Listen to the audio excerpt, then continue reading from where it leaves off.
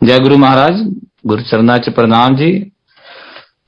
गुरु चरणा ਦੇ ਵਿੱਚ ਬਹੁਤ ਬਹੁਤ ਪ੍ਰਣਾਮ ਹੈ। ਕੋਈ ਵੀ ਭੁੱਲ ਚੁੱਕ ਹੋਈ ਹੋਵੇ ਜੀ ਸ਼ਬਦਾਂ ਦੇ ਵਿਚਕਾਰ, ਉਸ ਦੇ ਲਈ ਮੈਂ ਪਹਿਲਾਂ ਹੀ ਮਾਫੀ ਮੰਗ ਲੈਣਾ ਚਾਹੁੰਦਾ ਸੰਗਤ ਕੋਲੋਂ। ਸਾਰੀ ਸੰਗਤ ਨੂੰ ਪ੍ਰਣਾਮ। ਗੁਰੂ ਜੀ ਦੇ ਮਹਾਰਾਜ ਦੇ ਨਾਲ ਜਰਨੀ ਸਾਡੀ 2005 ਦੇ ਵਿੱਚ ਸ਼ੁਰੂ ਹੋਈ ਸੀ। ਉਸ ਦੇ ਲਈ ਮੇਰੇ ਮੈਂਟਰ ਵੀਕੇ ਪੁਸ਼ਕਰਨਾ ਅੰਕਲ, ਮੇਰੇ ਵੱਡੇ ਭਾਈ ਸਾਹਿਬ ਨੇ, ਉਹਨਾਂ ਨੇ ਸਾਨੂੰ ਗੁਰੂ ਜੀ ਦੇ ਨਾਲ ਜੋੜਿਆ। ਉਹ 2004 ਤੋਂ ਗੁਰੂ ਜੀ ਨਾਲ ਜੁੜੇ ਹੋਏ ਨੇ, ਪਰ ਸਾਨੂੰ ਕਾਫੀ ਵਾਰ ਉਹਨਾਂ ਨੇ ਗੁਰੂ ਜੀ ਵਾਸਤੇ ਦੱਸਿਆ, ਪਰ ਐਡੀ ਜਲਦੀ ਕੋਈ ਵੀ ਬੰਦਾ ਮਹਾਰਾਜ ਨਾਲ ਜੁੜ ਨਹੀਂ ਪਾਉਂਦਾ ਜਦ ਤੱਕ ਮਹਾਰਾਜ ਦਾ ਹੁਕਮ ਨਹੀਂ ਹੁੰਦਾ। ਸਾਡੀ ਜਰਨੀ 2005 ਸ਼ੁਰੂ ਹੋਈ। ਸਾਡੇ ਪੇਰੈਂਟਸ ਵੀ ਗੁੜਗਾਉਂ ਰਹਿੰਦੇ ਨੇ ਤੇ ਅਸੀਂ ਛੁੱਟੀਆਂ 'ਚ ਉਹਨਾਂ ਕੋਲ ਆਉਂਦੇ ਰਹਿੰਦੇ ਸੀ। 2005 ਦੇ ਵਿੱਚ ਜਦੋਂ ਅਸੀਂ ਆਪਣੀ ਫੈਮਿਲੀ ਨਾਲ, ਮੈਂ, ਮੇਰੀ ਮਿਸਿਸ, ਅਸੀਂ ਬੱਚੇ ਅੰਪਾਇਰ ਸਟੇਟ ਮਹਾਰਾਜ ਦੇ ਦਰਸ਼ਨ ਕਰਨ ਲਈ ਪਹੁੰਚੇ। ਮਹਾਰਾਜ ਦੇ ਕੋਲ ਜਾਟ ਕੇ ਬੈਠ ਕੇ ਬਹੁਤ ਇੱਕ ਮਾਹੌਲ ਜਿਹੜਾ ਸੀ ਬਹੁਤ ਵਧੀਆ ਸੀਗਾ, ਪਰ ਕਿਉਂਕਿ ਪਹਿਲੀ ਵਾਰ ਗਏ ਸੀਗੇ ਉੱਥੇ, ਮੈਨੂੰ ਥੱਲੇ ਬਿਠਾ ਦਿੱਤਾ ਔਰ ਮੇਰੀ ਆਂਟੀ ਨੂੰ ਉੱਪਰ ਭੇਜ ਦਿੱਤਾ। ਜਿਵੇਂ ਕਿ ਸਾਰੇ ਕਹਿੰਦੇ ਨੇ ਕਿ ਨਵੀਂ ਸੰਗਤ ਨੂੰ ਥੱਲੇ ਮਹਾਰਾਜ ਬਿਠਾਉਂਦੇ ਸੀ, ਉਹ ਪੁਰਾਣੀ ਸੰਗਤ ਨੂੰ ਉੱਪਰ ਭੇਜ ਦਿੰਦੇ ਸੀਗੇ।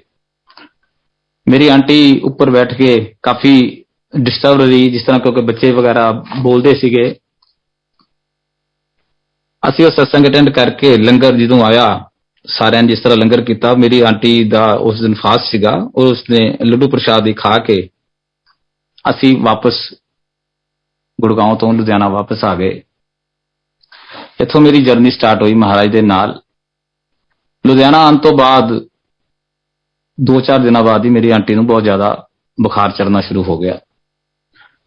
ਬੁਖਾਰ ਦੀ ਇਹ ਪੋਜੀਸ਼ਨ ਸੀ ਕਿ 104-105 ਤੋਂ ਘੱਟ ਬੁਖਾਰ ਥੱਲੇ ਉਤਰ ਹੀ ਨਹੀਂ ਸੀ ਰਿਹਾ। ਮੈਂ ਬਹੁਤ ਪਰੇਸ਼ਾਨ, ਬਹੁਤ ਡਾਕਟਰਾਂ ਨੂੰ ਦਿਖਾ ਲਿਆ, ਬਹੁਤ ਟੈਸਟ ਕਰਾ ਲਏ, ਪਰ ਟੈਸਟਾਂ 'ਚ ਵੀ ਕੁਝ ਨਾ ਹੋਵੇ, ਦਵਾਈਆਂ ਵੀ ਬਹੁਤ ਖਾ ਲਈਆਂ, ਪਰ ਕੋਈ ਹੱਲ ਨਜ਼ਰ ਨਹੀਂ ਸੀ ਆ ਰਿਹਾ ਕਿ ਇਹ ਪ੍ਰੋਬਲਮ ਕਿੱਥੋਂ ਆ ਗਈ, ਕੀ ਦਿੱਕਤ ਆ ਰਹੀ ਹੈ। ਸਾਰੀ ਰਾਤ, ਸਾਰਾ ਦਿਨ ਮੈਂ, ਕਿਉਂਕਿ ਅਸੀਂ ਫੈਮਿਲੀ ਇਕੱਲੇ ਹੀ ਰਹਿੰਦੇ ਹਾਂ ਲੁਧਿਆਣੇ 'ਚ, ਸਾਰੀ ਰਾਤ ਮੈਂ ਉਹਦੇ ਕੋਲ ਬੈਠਦੇ ਰਹਿਣਾ। ਬਹੁਤ ਜ਼ਿਆਦਾ ਦਿੱਕਤ ਸੀ ਕਿਉਂਕਿ ਨਾਲੇ ਵੋਮਟਿੰਗਸ ਨਾਲੇ ਬੁਖਾਰ, ਦੋਨੋਂ ਚੀਜ਼ਾਂ ਲਗਾਤਾਰ ਚੱਲ ਰਹੀਆਂ ਸੀਗੀਆਂ। ਜੇ 1-2 ਡਿਗਰੀ ਘਟਦਾ ਸੀ, ਪਰ ਰਾਤ ਨੂੰ ਫੇਰ 104-105 ਘੱਟ ਬੁਖਾਰ ਨਹੀਂ ਸੀ ਹੁੰਦਾ।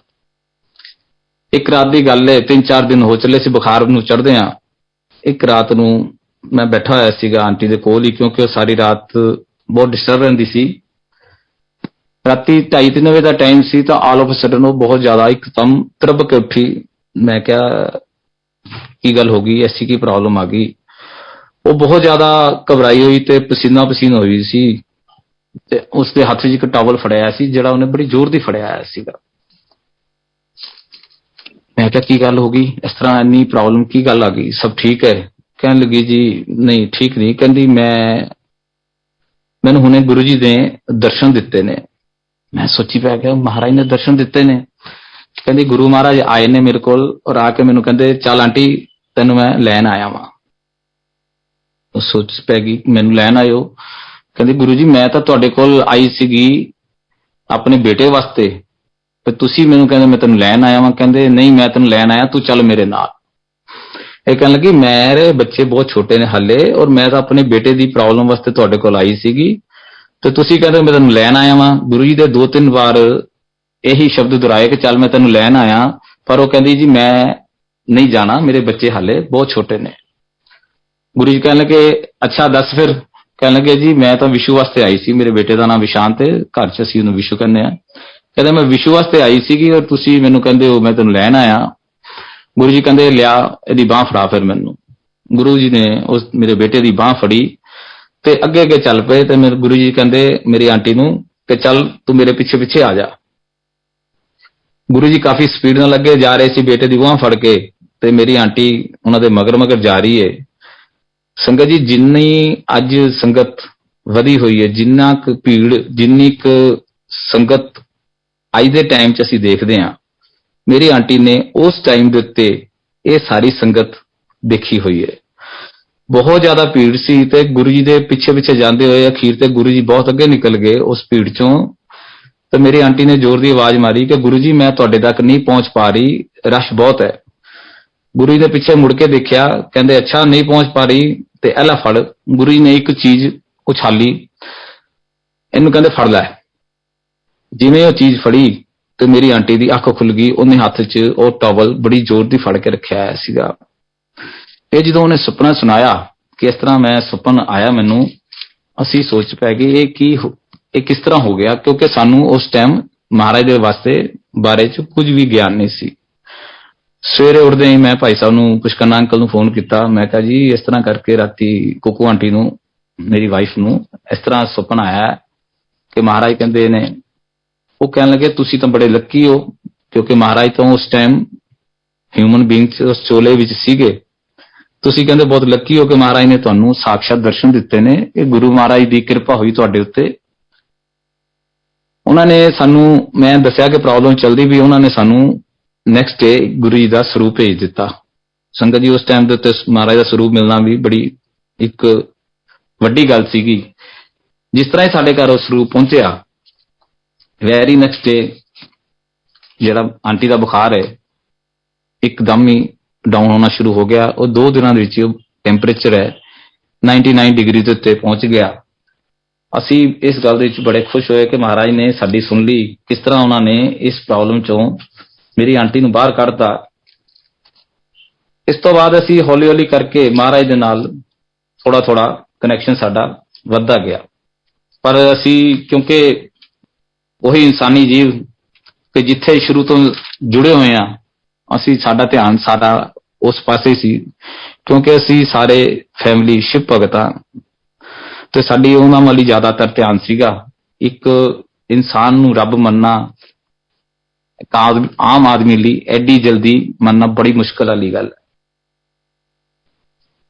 ਅਸੀਂ ਜਦੋਂ ਵੀ ਦਿੱਲੀ ਜਾਣਾ, ਮਹਾਰਾਜ ਦੇ ਦਰਬਾਰ 'ਚ ਜਾਣਾ, ਮੱਥਾ ਟੇਕਣਾ, ਬੈਠ ਕੇ ਸ਼ਬਦ ਸੁਣਨੇ, ਲੰਗਰ ਕਰਨਾ ਤੇ ਘਰ ਵਾਪਸ ਆ ਜਾਣਾ। ਇਹ ਚੱਲਦਾ ਰਿਹਾ ਸਿਲਸਿਲਾ, ਕਾਫੀ ਦੇਰ ਤੱਕ ਚੱਲਦਾ ਰਿਹਾ।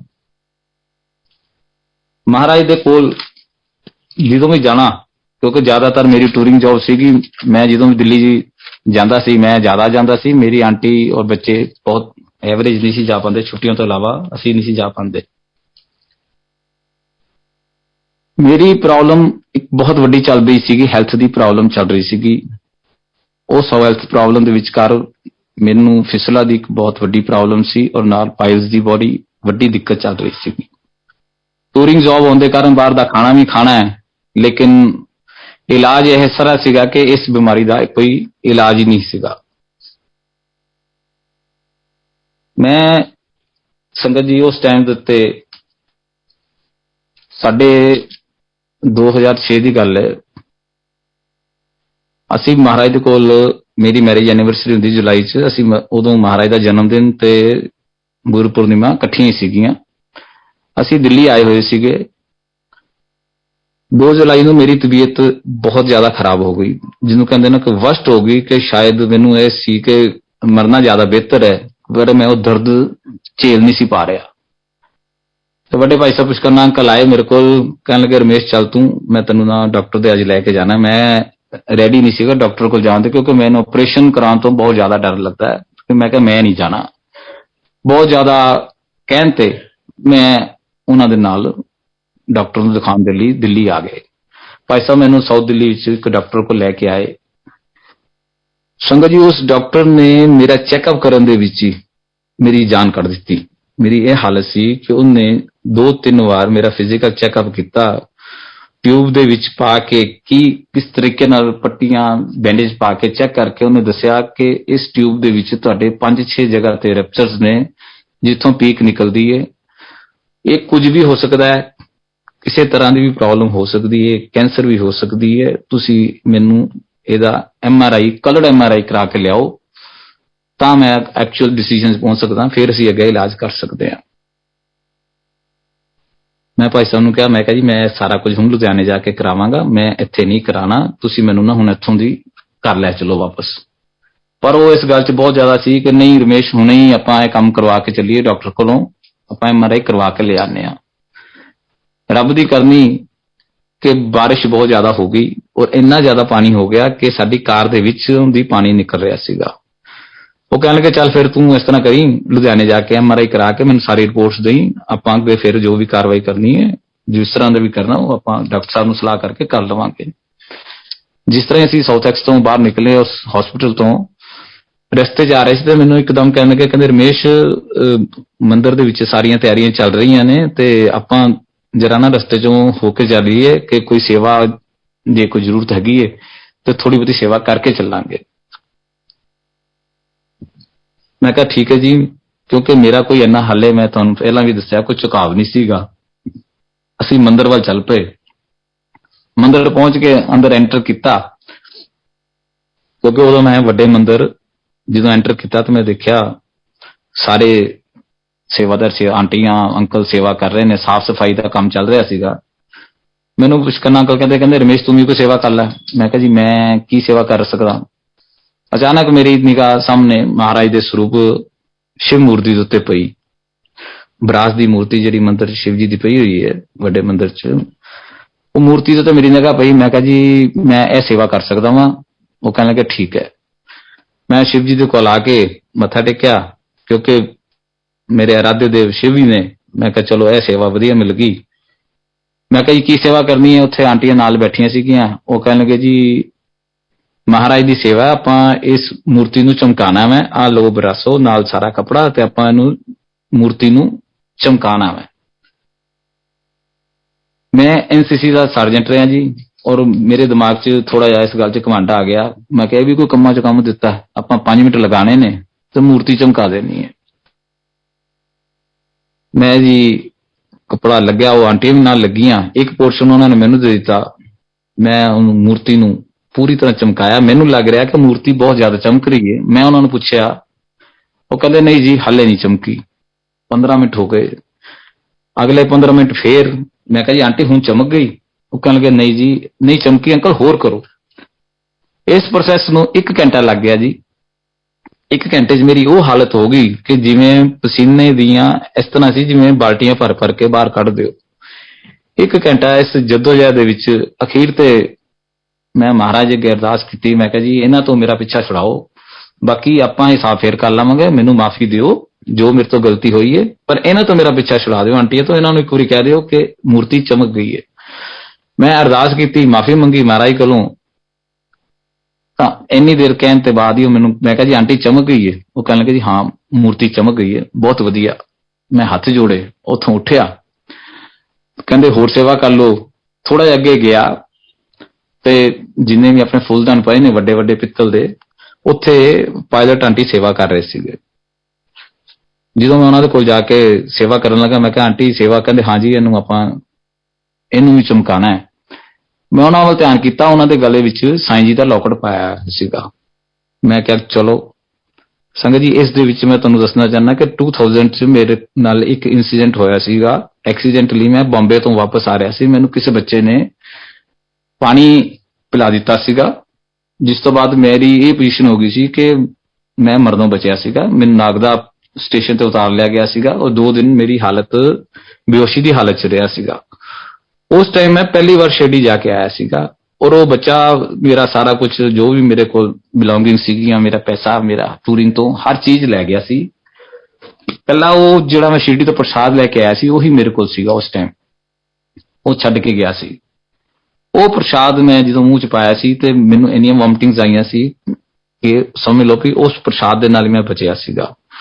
ਸਾਈਂ ਜੀ ਨੂੰ ਵੀ ਸ਼ਿਵ ਰੂਪੀ ਮੰਨਿਆ ਜਾਂਦਾ ਹੈ। ਮੈਂ ਜਦੋਂ ਵੀ ਟੂਰ ਤੇ ਜਾਂਦਾ ਸੀ ਮੈਂ ਸ਼ਿਰਡੀ ਜ਼ਰੂਰ ਹੋ ਕੇ ਜਾਂਦਾ ਸੀ।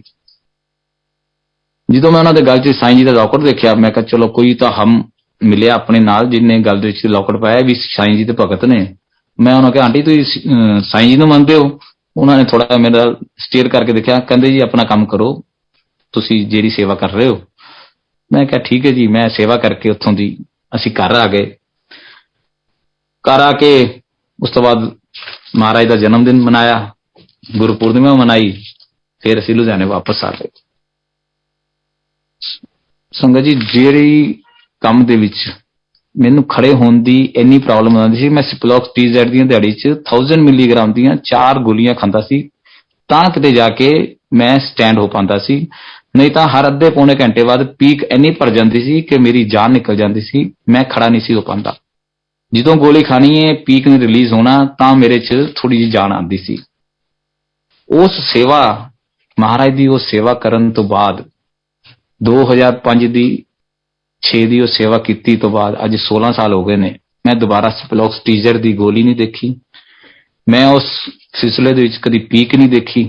ਅੱਜ ਤੱਕ ਮਹਾਰਾਜ ਦੀ ਸੇਵਾ ਦੇ ਲਈ 8 ਤੋਂ 10-10 ਘੰਟੇ ਵੀ ਖੜੇ ਹੋਣਾ ਪੈਂਦਾ ਹੈ। ਮੈਂ ਦੁਬਾਰਾ ਉਸ ਪ੍ਰੋਬਲਮ 'ਚ ਮੁੜ ਕੇ ਦੇਖਿਆ ਹੀ ਨਹੀਂ ਕਿ ਮੈਨੂੰ ਮਹਾਰਾਜ ਨੇ ਉਸ ਇੱਕ ਸੇਵਾ ਦੇ ਵਿੱਚ ਹੀ ਮੇਰੇ ਤੇ ਇੰਨੀ ਕਿਰਪਾ ਕਰਤੀ। ਪਰ ਜਿਹਨੂੰ ਕਹਿੰਦੇ ਨਾ, ਅਸੀਂ ਫੇਰ ਵੀ ਕਿੰਤੂ ਪਰੰਤੂਆਂ ਦੇ ਵਿੱਚ ਚੱਲਦੇ ਹਾਂ। ਅਸੀਂ ਆਣਾ ਮਹਾਰਾਜ ਦੇ ਕੋਲ, ਮੱਥਾ ਟੇਕਣਾ, ਵਾਪਸ ਚਲੇ ਜਾਣਾ। ਮੈਂ ਜਦੋਂ ਟੂਰ ਤੇ ਜਾਂਦਾ ਸੀ, ਮੈਂ ਐਵਰੀ, ਕਿਉਂਕਿ ਮੇਰਾ ਟੂਰਿੰਗ 15 ਤੋਂ 20 ਦਿਨ ਦੀ ਹੁੰਦੀ ਸੀ, ਹਰ ਵਾਰੀ ਤਾਂ ਨਹੀਂ ਕਿਤੇ ਨਾ ਕਿਤੇ ਬੈਠੇ ਧਿਆਨ ਦੇ ਵਿੱਚ ਗੱਡੀ 'ਚ ਵੀ ਬੈਠ ਜਾਣਾ, ਘਰ 'ਚ ਵੀ ਬੈਠ ਜਾਣਾ, ਉਸ ਪ੍ਰਮਾਤਮਾ ਦਾ ਨਾਮ ਲੈਂਦੇ ਹੋਣਾ। ਰਮਾਇਣ ਕਾਫੀ ਪੜ੍ਹਦਾ ਸੀ। ਇੱਕ ਦਿਨ ਮੈਂ ਬੈਠਾ ਰਮਾਇਣ ਪੜ੍ਹ ਰਿਹਾ ਸੀ ਤੇ ਗੁਰੂ ਮਹਿਮਾ ਦਾ ਜ਼ਿਕਰ ਆਇਆ ਤੇ ਮੇਰਾ ਆਲ ਆਫ ਅ ਸਡਨ ਹੀ ਧਿਆਨ ਸਿੱਧਾ ਅੰਪਾਇਰ ਸਟੇਟ 'ਚ ਪਹੁੰਚ ਗਿਆ। ਮੈਂ ਧਿਆਨ ਦੇ ਵਿੱਚ ਆਪਣੇ ਅੰਪਾਇਰ ਸਟੇਟ ਦੇ ਵਿੱਚ ਪਹੁੰਚ ਗਿਆ ਔਰ ਜਿੱਥੋਂ ਗੁਰੂ ਮਹਾਰਾਜ ਬਾਹਰ ਨਿਕਲਦੇ ਨੇ, ਮੈਂ ਉਸ ਕਾਰਨਰ ਤੇ ਬੈਠਾ ਆਇਆ ਵਾਂ। ਜਦੋਂ ਵੀ ਅਸੀਂ ਮਹਾਰਾਜ ਕੋਲ ਜਾਈਦਾ ਸੀਗਾ, ਮੇਰਾ ਧਿਆਨ ਗੁਰੂ ਮਹਾਰਾਜ ਦੇ ਚਿਹਰੇ ਵੱਲ ਰਹਿੰਦਾ ਸੀਗਾ। ਉਹ ਤੇਜ ਵੱਲ ਮੈਂ ਦੇਖਦਾ ਰਹਿੰਦਾ ਸੀ ਕਿ ਮਹਾਰਾਜ ਮੇਰੇ ਵੱਲ ਦੇਖਣ, ਔਰ ਮੈਂ ਇੱਕ ਕੁਐਸਚਨ ਕਰਦਾ ਸੀ ਕਿ ਮਹਾਰਾਜ ਤੁਸੀਂ ਕੌਣ ਹੋ, ਮੈਨੂੰ ਇਹਦਾ ਜਵਾਬ ਦਿਓ।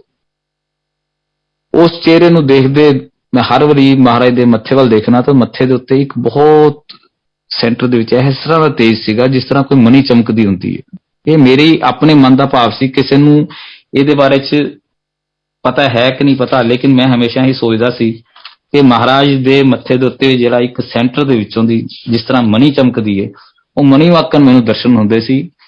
ਔਰ ਮੈਂ ਹਰ ਵਾਰੀ ਪੁੱਛਦਾ ਸੀ ਕਿ ਮਹਾਰਾਜ ਮੇਰੇ ਵੱਲ ਦੇਖੋ, ਮੈਨੂੰ ਤੁਸੀਂ ਜਵਾਬ ਦਿਓ। ਕਾਫੀ ਸੰਗਤਾਂ ਸ਼ਾਇਦ ਇਸ ਗੱਲ 'ਚ ਸੋਚਦੀਆਂ ਸੀ ਕਿ ਮਹਾਰਾਜ ਵੱਲ ਨਾ ਦੇਖੀਏ, ਕਿ ਸ਼ਾਇਦ ਮਹਾਰਾਜ ਨੇ ਬੁਲਾ ਲਿਆ ਤੇ ਆਪਣੀ ਫਾਈਲ ਖੁੱਲ ਜਾਏਗੀ। ਪਰ ਮੇਰੀ ਹਰ ਵਾਰੀ ਇਹੀ ਕੋਸ਼ਿਸ਼ ਹੋਣੀ ਕਿ ਮਹਾਰਾਜ ਮੇਰੇ ਵੱਲ ਦੇਖੋ, ਮੈਨੂੰ ਦੇਖ ਕੇ ਜਵਾਬ ਦਿਓ। ਉਸ ਵਿਜ਼ਨ 'ਚ ਜਦੋਂ ਮੈਂ ਮਹਾਰਾਜ ਦੇ ਕੋਲ ਬੈਠਾ ਹੋਇਆ ਸੀਗਾ, ਜਿਵੇਂ ਹੀ ਮਹਾਰਾਜ ਅੰਦਰੋਂ ਅੰਪਾਇਰ ਸਟੇਟ 'ਚ ਆਪਣੇ ਰੂਮ 'ਚੋਂ ਬਾਹਰ ਨਿਕਲੇ ਤਾਂ ਮੇਰੇ ਨਾਲ ਉਹਨਾਂ ਦੀ ਅੱਖ ਨਾਲ ਅੱਖ ਮਿਲ ਗਈ। ਮੈਨੂੰ ਦੇਖ ਕੇ ਹੱਸ ਪਏ, ਕਹਿੰਦੇ, ਮੈਂ ਕਿਹਾ ਮਹਾਰਾਜ ਤੁਸੀਂ ਮੈਨੂੰ ਜਵਾਬ ਦਿਓ, ਤੁਸੀਂ ਕੌਣ ਹੋ? 4 ਕਦਮ ਅੱਗੇ ਚੱਲਣ ਤੇ ਮਹਾਰਾਜ ਨੇ ਆਪਣੇ ਆਪ ਨੂੰ ਸ਼ਿਵ ਰੂਪ 'ਚ ਕਨਵਰਟ ਕਰ ਲਿਆ ਔਰ ਦੂਸਰੇ ਰੂਪ ਆਪਣੇ ਰੂਪ ਦੇ ਵਿੱਚ ਗੱਦੀ ਤੇ ਜਾ ਕੇ ਬੈਠ ਗਏ। ਮੈਨੂੰ ਕਹਿੰਦੇ ਆ ਜਾ ਹੁਣ, ਫਿਰ ਜਿਸ ਰੂਪ 'ਚ ਮੈਨੂੰ ਮਿਲਣਾ ਮੈਂ ਆ ਜਾ। ਮੈਂ ਔਰ ਮਹਾਰਾਜ ਨੇ ਤਕਰੀਬਨ ਅੱਧਾ ਪੌਣਾ ਘੰਟਾ ਸ਼ਿਵ ਰੂਪ ਦੇ ਵਿੱਚ ਡਾਂਸ ਕੀਤਾ। ਜਦੋਂ ਸ਼ਿਵ ਰੂਪ 'ਚ ਮੈਂ ਡਾਂਸ ਕਰ ਰਿਹਾ ਸੀ, ਮੈਨੂੰ ਕਹਿੰਦੇ ਆ ਜਾ ਹੁਣ ਤੂੰ ਮਜ਼ੇ ਲੈ ਜਿੰਨੇ ਲੈਣੇ ਨੇ। ਵਿਚਕਾਰ ਮੈਂ ਕਿਹਾ ਗੁਰੂ ਜੀ ਮੈਨੂੰ ਥੋੜੀ ਸ਼ਰਮ ਆ ਰਹੀ ਹੈ, ਮੈਨੂੰ ਲੱਗਦਾ ਸਾਰੇ ਲੋਕ ਸਾਨੂੰ ਦੇਖ ਰਹੇ ਨੇ। ਕਹਿੰਦੇ ਤੇਰੇ ਤੇ ਮੇਰੇ ਇਲਾਵਾ ਆਪਾਂ ਨੂੰ ਕੋਈ ਨਹੀਂ ਦੇਖ ਰਿਹਾ, ਤੂੰ ਆਪਣਾ ਆਨੰਦ ਲੈ। ਤੂੰ ਜਿਸ ਰੂਪ 'ਚ ਮੈਨੂੰ ਮੰਗਿਆ ਸੀ ਮੈਂ ਤੈਨੂੰ ਉਸ ਰੂਪ ਦੇ ਵਿੱਚ ਤੇਰੇ ਦਰਸ਼ਨ ਦੇ ਦਿੱਤੇ, ਹੁਣ ਤੂੰ ਆਪਣੀ ਐਸ਼ ਕਰ, ਮਜ਼ੇ ਲੈ। ਅਸੀਂ ਅੱਧਾ ਪੌਣਾ ਘੰਟਾ ਡਾਂਸ ਕਰਨ ਤੋਂ ਬਾਅਦ ਮਹਾਰਾਜ ਨੂੰ ਮੱਥਾ ਟੇਕਿਆ ਤੇ ਮੈਂ ਆਪਣੇ ਘਰ ਵਾਪਸ ਆ ਗਿਆ। ਇਹ ਸਾਰਾ ਕੁਝ ਮੇਰਾ ਵਿਜ਼ਨ 'ਚ ਚੱਲ ਰਿਹਾ ਵਾ। ਮੈਂ ਘਰ ਆ ਕੇ ਭਾਈ ਸਾਹਿਬ ਨੂੰ ਫਿਰ ਫੋਨ ਕੀਤਾ। ਮੈਂ ਕਿਹਾ ਜੀ ਇਸ ਤਰ੍ਹਾਂ ਕਰਕੇ। ਉਹਨਾਂ ਨੇ ਮੈਨੂੰ ਕਿਹਾ ਕਿ ਰਮੇਸ਼ ਜੀ, ਕਿਉਂਕਿ ਜਦੋਂ ਮਹਾਰਾਜ ਨੇ ਸਾਰਿਆਂ ਤੋਂ ਸੰਗਤ ਤੋਂ ਸਤਸੰਗ ਮੰਗਵਾਏ ਸੀ, ਮੈਨੂੰ ਕਹਿਣ ਲੱਗੇ ਰਮੇਸ਼ ਤੂੰ ਆਪਣੇ ਐਕਸਪੀਰੀਅੰਸ ਔਰ ਸਤਸੰਗ ਸ਼ੇਅਰ ਕਰ ਦੇ। ਤਾਂ ਉਹਨਾਂ ਨੇ ਮੈਨੂੰ ਇਹ ਸਤਸੰਗ ਵਾਸਤੇ ਕਿਹਾ। ਉਹ ਮੈਂ ਆਪਣਾ ਸਤਸੰਗ ਸ਼ੇਅਰ ਕੀਤਾ ਕਿ ਮਹਾਰਾਜ ਨੇ ਮੈਨੂੰ ਸ਼ਿਵ ਰੂਪ 'ਚ ਇਸ ਤਰ੍ਹਾਂ ਦਰਸ਼ਨ ਦਿੱਤੇ।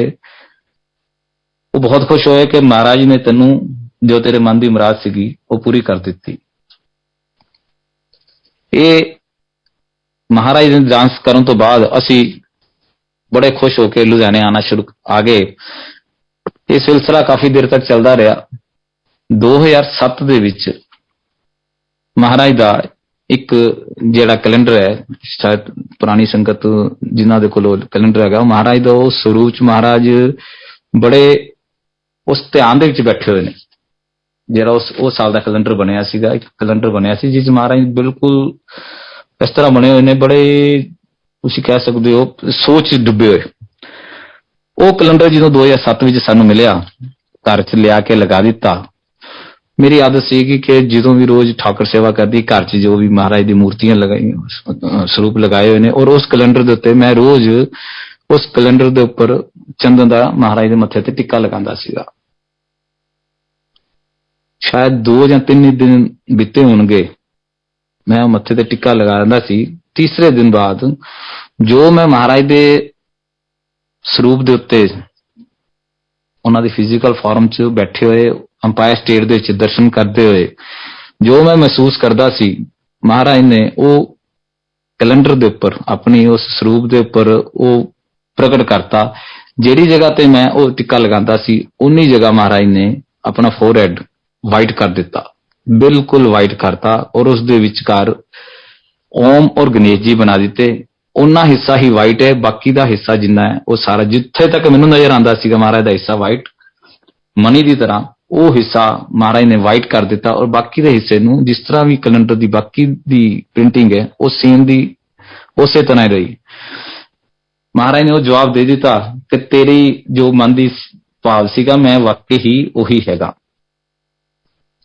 2007 ਵਿੱਚ ਮਹਾਰਾਜ ਨੇ ਇਹ ਚੋਲਾ ਛੱਡਤਾ, ਔਰ ਸਾਡੇ ਦਿਮਾਗ ਦੇ ਵਿੱਚ ਆ ਗਿਆ ਕਿ ਗੁਰੂ ਮਹਾਰਾਜ ਤਾਂ ਹੁਣ ਚਲੇ ਗਏ, ਹੁਣ ਅਸੀਂ ਕੀ ਕਰਾਂਗੇ, ਕਿੱਥੇ ਜਾਵਾਂਗੇ, ਕਿਵੇਂ ਮਿਲਾਂਗੇ, ਔਰ ਹੌਲੀ ਹੌਲੀ ਕਰਦੇ ਹੋਏ ਸਾਡਾ ਕਨੈਕਸ਼ਨ ਕੱਟਣਾ ਸ਼ੁਰੂ ਹੋ ਗਿਆ।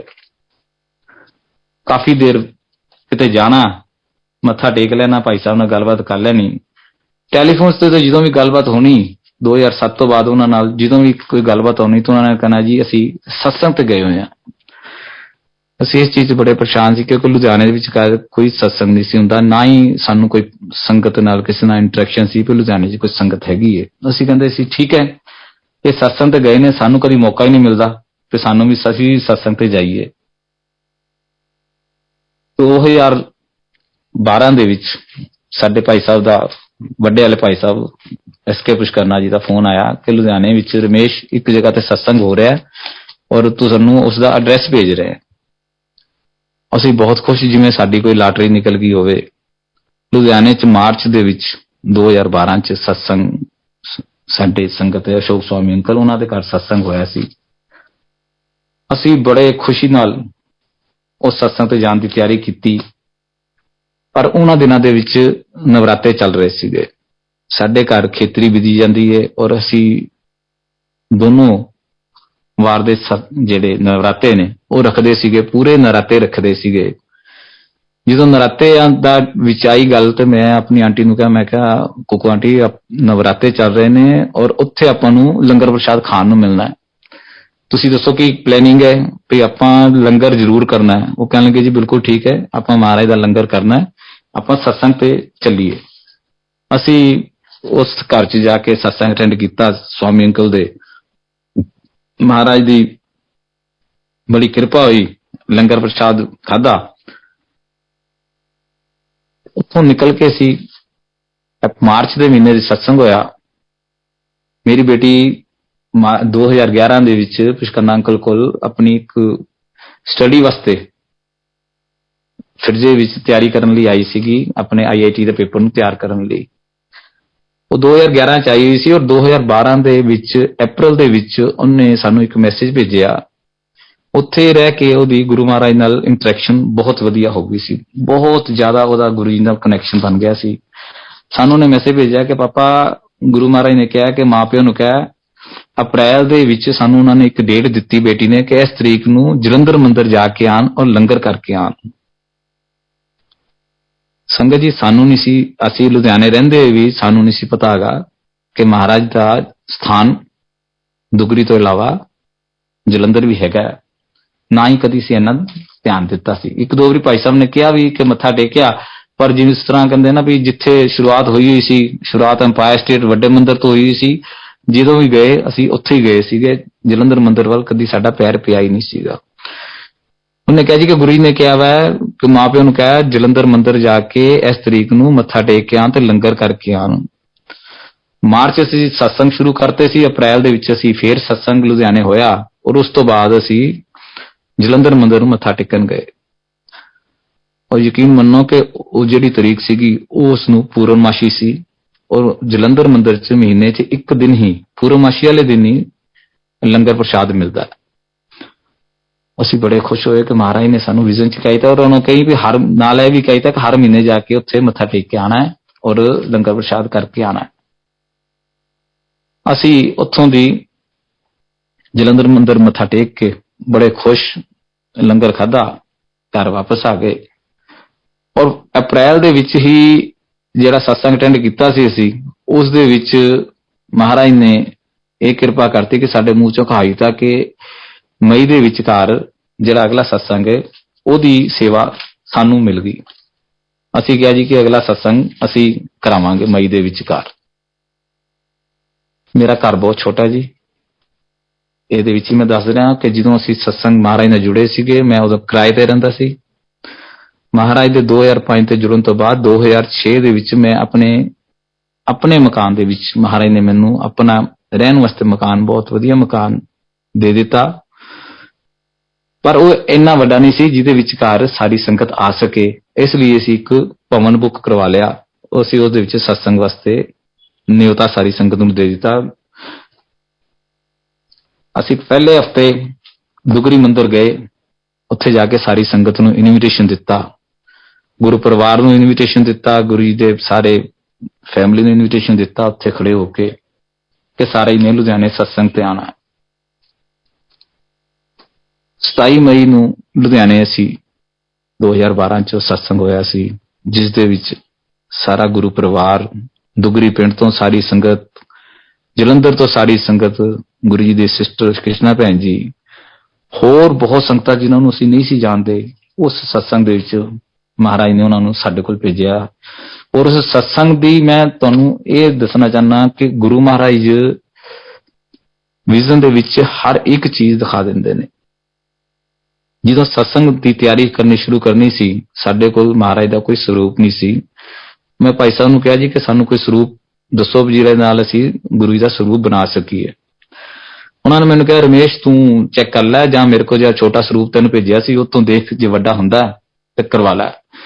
ਮੈਂ ਉਸ ਸਰੂਪ ਨੂੰ ਵੱਡਾ ਕਰਾਉਣ ਦੀ ਕੋਸ਼ਿਸ਼ ਕੀਤੀ, ਪਰ ਉਹਦੇ ਪਿਕਸਲ ਫਟ ਰਹੇ ਸੀ।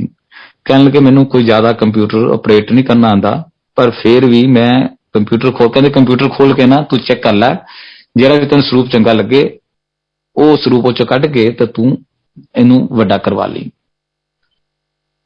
ਮੈਂ ਮਹਾਰਾਜ ਨੂੰ ਹੱਥ ਜੋੜੇ, ਮੈਂ ਕਿਹਾ ਜੀ ਜਿਹੜਾ ਸਰੂਪ ਵੀ ਪਹਿਲੇ ਨੰਬਰ ਤੇ ਆਏਗਾ ਮੈਂ ਉਹ ਸਰੂਪ ਤੁਹਾਡਾ ਬਣਾ ਲਵਾਂਗਾ।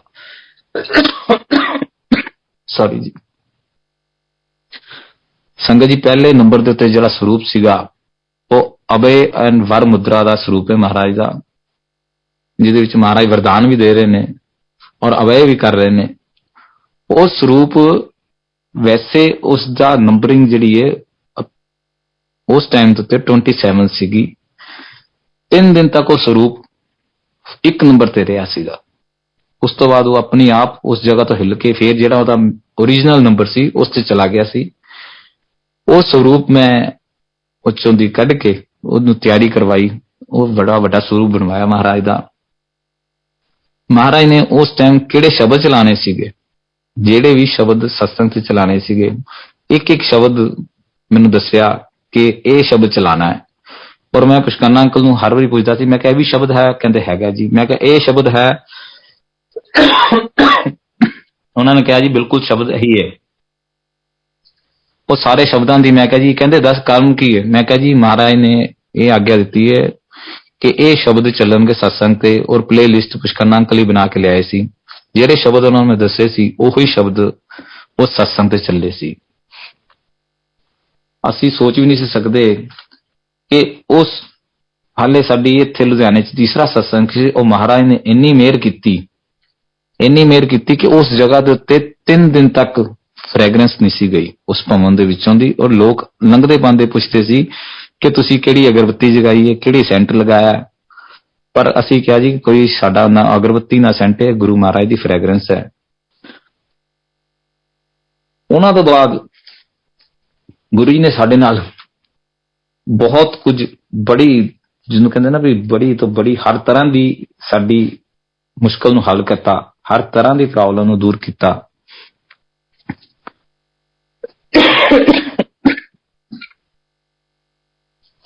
ਦੋ 2012 ਦੇ ਵਿੱਚ ਹੀ ਮੇਰੀ ਆਂਟੀ ਨੂੰ ਇੱਕ ਪ੍ਰੋਬਲਮ ਆ ਗਈ, ਜਿਹਨੂੰ ਕਹਿੰਦੇ ਆ ਸਕਿਨ ਦੀ ਪ੍ਰੋਬਲਮ ਸੀਗੀ, ਉਹਦੀ ਇਹ ਹਾਲਤ ਸੀ ਕਿ ਉਹ ਜਦੋਂ ਵੀ ਕਿਚਨ 'ਚ ਜਾਂਦੀ, ਜੇ ਗੈਸ ਦੇ ਨੇੜੇ ਵੀ ਚਲ ਜਾਣਾ ਤੇ ਬਹੁਤ ਜ਼ਿਆਦਾ ਬਬਲਸ, ਬਹੁਤ ਜ਼ਿਆਦਾ ਉਸ ਬੋਡੀ ਦੇ ਉੱਤੇ ਰੈਸ਼ਿਜ਼ ਹੋ ਜਾਣੇ, ਔਰ ਇੰਨੀ ਕੁ ਪਰੇਸ਼ਾਨ ਸੀ। ਅਸੀਂ ਉਸ ਦਾ ਆਯੁਰਵੈਦਿਕ, ਹੋਮਿਓਪੈਥਿਕ, ਐਲੋਪੈਥੀ ਇੰਨਾ ਇਲਾਜ ਕਰਾ ਲਿਆ ਕਿ ਦਿਹਾੜੀ 'ਚ 25 ਤੋਂ 30 ਵਾਰ ਉਹਨੂੰ ਮੈਡੀਸਨ ਖਾਣੀ ਪੈਂਦੀ ਸੀ, ਪਰ ਹਾਲਤ ਫਿਰ ਉਹੀ ਸੀ ਕਿ ਤੁਸੀਂ ਸੋਚ ਵੀ ਨਹੀਂ ਸਕਦੇ ਕਿ ਹਰ 10 ਮਿੰਟ ਬਾਅਦ, ਹਰ 15 ਮਿੰਟ ਬਾਅਦ, ਹਰ ਘੰਟੇ ਬਾਅਦ ਦਵਾਈ ਖਾਣੀ ਹੈ, ਲੇਕਿਨ ਫਿਰ 15-20 ਮਿੰਟ ਬਾਅਦ ਉਹੀ ਪੋਜੀਸ਼ਨ ਹੋ ਜਾਂਦੀ ਸੀ ਕਿ ਇੰਨੇ ਰੈਸ਼ਿਜ਼ ਹੋ ਜਾਂਦੇ ਸੀ ਕਿ ਮੈਂ ਕਲਪ ਗਿਆ। ਮਹਾਰਾਜ ਅੱਗੇ ਅਰਦਾਸ ਕੀਤੀ। ਇੰਨੀ ਦਿਨ ਨੂੰ ਵੱਡੇ ਪੁਸ਼ਕਰਨਾ ਅੰਕਲ ਸ਼ਿਵ ਪੁਸ਼ਕਰਨਾ ਜੀ ਨੇ ਫੋਨ ਕੀਤਾ ਕਿ ਰਮੇਸ਼, ਤੂੰ ਇੱਕ ਕੰਮ ਕਿਉਂ ਨਹੀਂ ਕਰਦਾ? ਮਹਾਰਾਜ ਦਾ ਲੋਟਾ ਗੁਰੂ ਚਰਨਾਂ 'ਚ ਰੱਖ ਔਰ ਉਹਦਾ ਜਲ ਕੁੱਕੂ ਨੂੰ ਪਿਲਾ, ਅੱਧਾ ਪੀਵੇ ਔਰ ਅੱਧੇ ਨਾਲ ਇਸ਼ਨਾਨ ਕਰਨਾ ਸ਼ੁਰੂ ਕਰ ਦੇਵੇ। ਮੈਂ ਕਿਹਾ ਜੀ ਠੀਕ ਹੈ, ਜੋ ਤੁਹਾਡੀ ਹੁਕਮ, ਮਹਾਰਾਜ ਨੇ ਜੇ ਆਗਿਆ ਕੀਤੀ ਤਾਂ ਅਸੀਂ ਇਹ ਵੀ ਕੰਮ ਕਰ ਲੈਂਦੇ ਹਾਂ। ਅਸੀਂ ਘਰ 'ਚ ਲੋਟਾ ਮਹਾਰਾਜ ਦਾ ਲਿਆਂਦਾ, ਉਹਨੂੰ ਨਮਕ ਨਾਲ ਜਿਸ ਤਰ੍ਹਾਂ ਮਾਂਜਣ ਲਾਉਣਾ ਕਿਹਾ ਸੀ, ਉਹ ਪ੍ਰੋਸੈਸ ਸ਼ੁਰੂ ਕਰਕੇ ਮਹਾਰਾਜ ਅੱਗੇ ਅਰਦਾਸ ਕੀਤੀ, ਰੱਖਿਆ।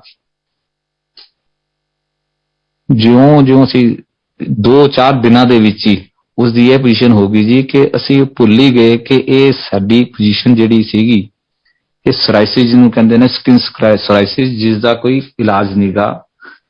ਉਹ ਕਿੱਥੇ ਚਲੀ ਗਈ ਪ੍ਰੋਬਲਮ, ਸਾਨੂੰ ਨਹੀਂ ਪਤਾ ਲੱਗਾ।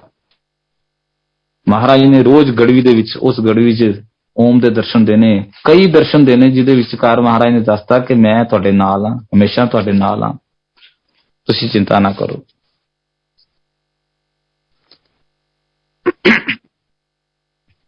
ਇਸ ਤਰ੍ਹਾਂ ਹੀ ਟਾਈਮ ਚੱਲਦਾ ਰਿਹਾ। ਮੇਰੀ ਬੇਟੀ 2011 ਤੋਂ 12 ਤੱਕ ਉੱਥੇ ਰਹਿਣ ਤੋਂ ਬਾਅਦ ਉਸ ਦਾ ਐਡਮਿਸ਼ਨ, ਜਿਹੜੀ ਉਹ ਸੋਚ ਕੇ ਗਈ ਸੀ ਕਿ ਮੈਂ IIT 'ਚ ਐਡਮਿਸ਼ਨ ਲੈਣੀ ਹੈ, ਉਸ ਦੀ ਐਡਮਿਸ਼ਨ ਉੱਥੇ ਨਾ ਹੋਈ। ਉਸਦਾ ਜਿਹੜਾ ਰੈਂਕ ਆਇਆ, ਉਹ ਰੈਂਕ ਗਿਆਨੀ ਜੈਲ ਸਿੰਘ ਕਾਲਜ ਬਠਿੰਡਾ ਦੇ ਵਿੱਚ ਆਇਆ। ਬਠਿੰਡਾ ਕਾਲਜ ਉਹਨੇ ਜੁਆਇਨ ਕਰ ਲਿਆ। ਲੁਧਿਆਣੇ ਉਸਨੇ ਸਤਸੰਗ ਦੇ ਵਿੱਚ ਵੀ ਬਹੁਤ ਜ਼ਿਆਦਾ ਗੁਰੂ ਨਾਲ ਅਨੋਇਡ ਸੀ। ਜਦੋਂ ਅਸੀਂ ਸਤਸੰਗ ਕਰਾਇਆ ਕਿ ਗੁਰੂ ਜੀ, ਮੈਂ ਤਾਂ ਤੁਹਾਨੂੰ ਕਿਹਾ ਸੀ ਕਿ ਮੇਰੀ ਐਡਮਿਸ਼ਨ IIT 'ਚ ਕਰਵਾਉਣਾ, ਤੁਸੀਂ ਮੈਨੂੰ ਕਿੱਥੇ ਲਿਆ ਕੇ ਮਾਰਿਆ, ਇੱਕ ਬਠਿੰਡੇ ਵਰਗੇ ਸ਼ਹਿਰ ਦੇ ਵਿਚਕਾਰ। ਪਰ ਹੁਕਮ ਤਾਂ ਮੰਨਣਾ ਪੈਣਾ ਸੀਗਾ। ਐਡਮਿਸ਼ਨ ਹੋ ਗਈ, ਉੱਥੇ ਕਾਲਜ ਉਹਨੇ ਸ਼ੁਰੂ ਕਰ ਦਿੱਤਾ ਜਾਣਾ। ਲੁਧਿਆਣੇ ਤੋਂ ਜਦੋਂ ਬਠਿੰਡਾ ਪਹੁੰਚਦੀ ਸੀ, ਹਰ 15 ਮਿੰਟ ਬਾਅਦ, 20 ਮਿੰਟ ਬਾਅਦ ਮੇਰੀ ਉਹਦੀ ਕਨਵਰਸੇਸ਼ਨ ਹੁੰਦੀ ਸੀ ਕਿ ਤੂੰ ਹੁਣ ਮੁੱਲਾਂਪੁਰ ਪਹੁੰਚ ਗਈ, ਹੁਣ ਤੂੰ ਸੁਧਾਰ ਪਹੁੰਚ ਗਈ। ਮਤਲਬ ਬੇਟੀ ਹੈ, ਬਹੁਤ ਫਿਕਰ ਹੁੰਦਾ ਸੀ, ਫਿਰ ਜਦ ਤੱਕ ਟਾਈਮ ਤੇ ਕਾਲਜ ਨਾ ਪਹੁੰਚ ਜਾਵੇ, ਹਮੇਸ਼ਾ ਉਹਦੇ ਵੱਲ ਧਿਆਨ ਲੱਗਾ ਰਹਿੰਦਾ ਸੀ।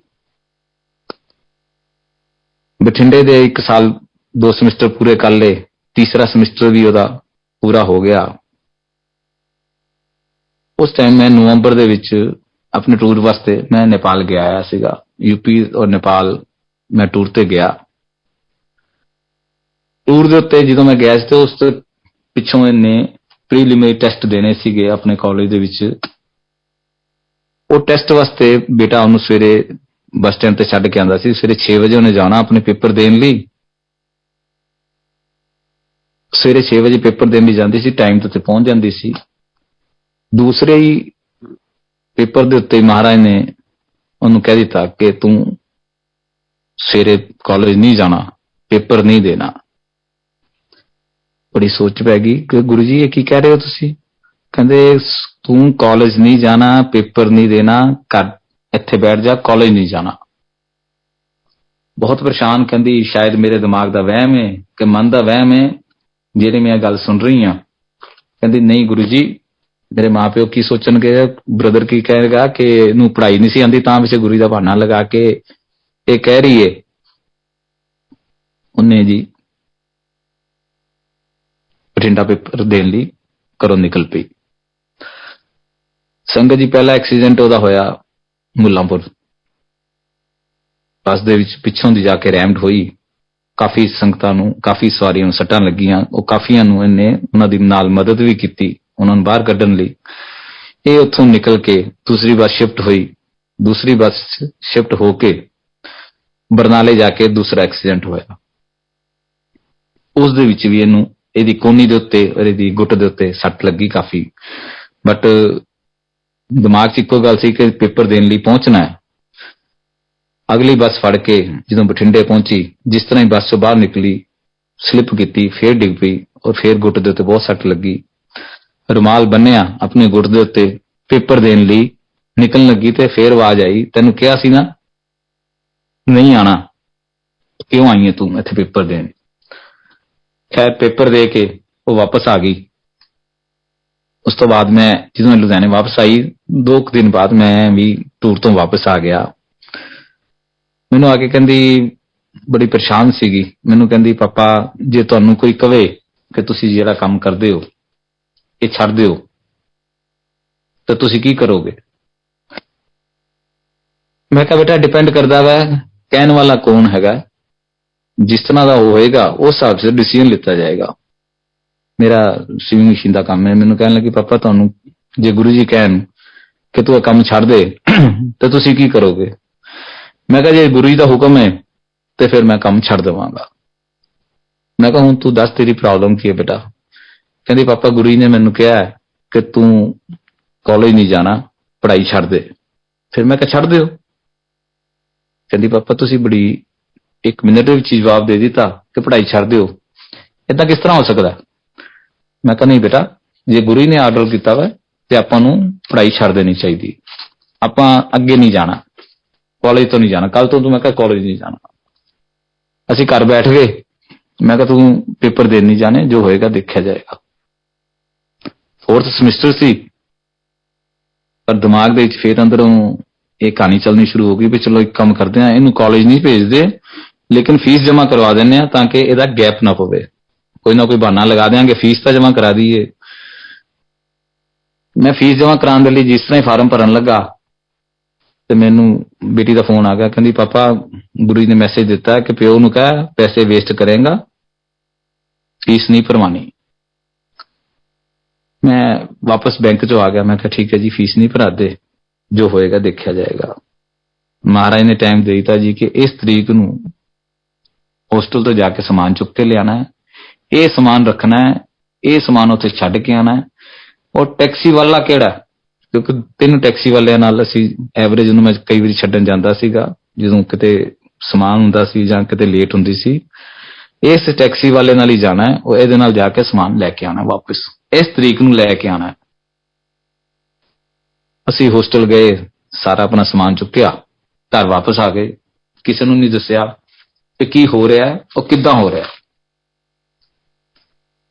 ਇਸ ਪ੍ਰੋਬਲਮ 'ਚ ਅਸੀਂ ਫੈਮਿਲੀ ਵਾਲੇ ਹੀ ਚਾਰੋਂ ਹੀ ਨੇ ਬੜੇ ਜੂਝ ਰਹੇ ਸੀ ਕਿ ਮਹਾਰਾਜ ਨੇ ਕਿਹਾ ਕਿ ਇਸ ਟੌਪਿਕ ਨੂੰ ਹਾਲੇ ਕਿਸੇ ਨਾਲ ਵੀ ਡਿਸਕਲੋਜ਼ ਨਹੀਂ ਕਰਨਾ।